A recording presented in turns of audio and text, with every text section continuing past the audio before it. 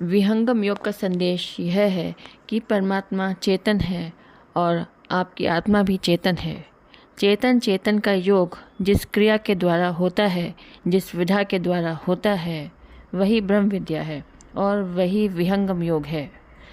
सद्गुरुदेव ने लिखा है संत समाज के नियम में कि सर्व वर्ण सर्व जाति के लोग आ करके ब्रह्म विद्या का ज्ञान ले सकते हैं।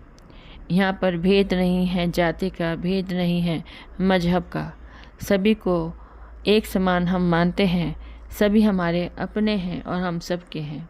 सभी का हम आदर सम्मान करते हैं।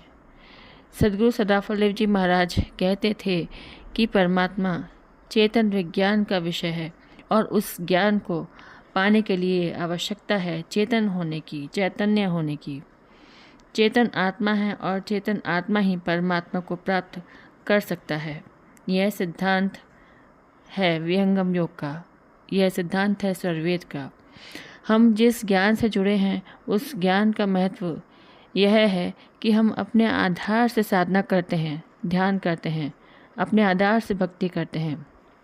विहंगम योग का साधक चेतन चेतन की भक्ति करता है।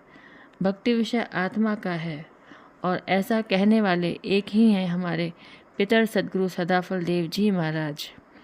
जिस सत्ता ने कहा कि आज सारे भूमंडल में जितने भी साधन हैं, जितनी भी पूजा की पद्धति हैं, जितने भी ध्यान के केंद्र हैं, सभी साधन कर रहे हैं प्रकृति के आधार पर, मन वाणी बुद्धि के आधार पर। सद्गुरुदेव ने कहा परम पुरुष और आत्मा संधि निरंतर योग, जड़ माया व्यापे नहीं कभी न होए वियोग। विहंगम योग के अंदर जो ज्ञान है वहाँ पर अनुभव है और वह अनुभव आत्मा का है।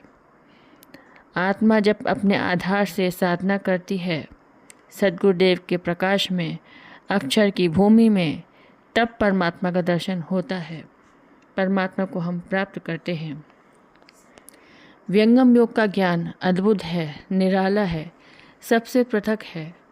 सद्गुरुदेव की वाणी कहती है कि मैं तुम्हें विहंगम योग बतलाऊंगा, मैं तुम्हारा आवागमन मिटाऊंगा, मैं ब्रह्म नाड़ी तुम्हारी खोल दूंगा, मैं तुम्हें वहाँ पहुँचाऊंगा जहाँ से तुम आए हो और मैं तुम्हें परमात्मा से मिला भी दूंगा। बोलिए सद्गुरुदेव की जय।